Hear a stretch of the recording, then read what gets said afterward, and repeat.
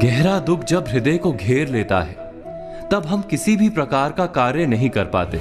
हमारा सारा जीवन जैसे रुक सा जाता है। इसी को कहते हैं शोक। प्रिय व्यक्ति की मृत्यु पर या प्रिय वस्तु के छूट जाने पर हम सब ने कभी ना कभी शोक का अनुभव अवश्य किया है। क्या शोक अनुचित है? क्या किसी की मृत्यु पर या किसी वस्तु के छूट जाने पर हमें शोक नहीं करना चाहिए? यदि हमें किसी की मृत्यु का शोक नहीं, किसी वस्तु के छूट जाने का शोक नहीं, तो इसका अर्थ क्या ऐसा नहीं होता कि हमने उस व्यक्ति या वस्तु का मूल्य ही नहीं जाना, उससे प्रेम ही नहीं किया? अवश्य जहां प्रेम होता है वहां शोक तो होगा ही। फिर भी सदा हमें शोक ना करने की सलाह क्यों दी जाती है? ऐसी सलाह देने वाला क्या हमारी भावनाओं का अपमान नहीं करता?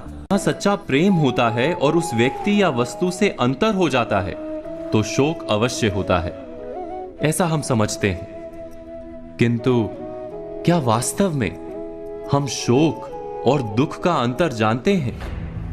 गहराई से विचार करेंगे तो हम समझ पाएंगे कि दुख गहरा होकर शोक नहीं बन जाता।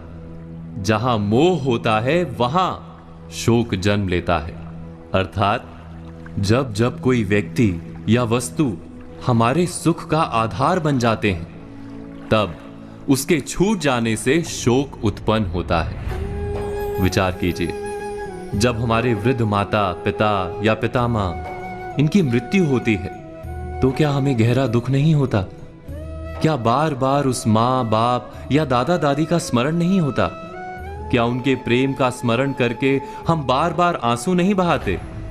अवश्य बहुत ही गहरा दुख होता है, किंतु हमारा जीवन व्यवहार नहीं रुक जाता।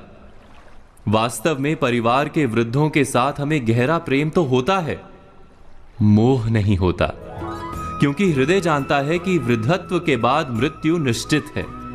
इसीलिए हम शोक से घिर नहीं जाते। दुख और शोक दोनों एक से प्रतीत होने वाले दो शब्द हैं, पर क्या दोनों का जन्म अलग अलग कारणों से नहीं होता? विचार कीजिए, दुख का जन्म प्रेम से होता है और शोक का जन्म मोह से होता है। मोह से भरा मन सत्य नहीं देख सकता, किंतु संसार का तो क्रम है कि देर अबेर सब कुछ छूट जाता है। वस्तु हो या व्यक्ति, निकटता है तो अंतर भी होता है।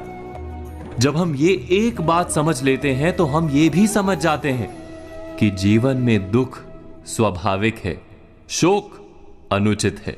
वास्तव में शोक हमारे अज्ञान का ही दूसरा नाम है। इस पर चिंतन मनन अवश्य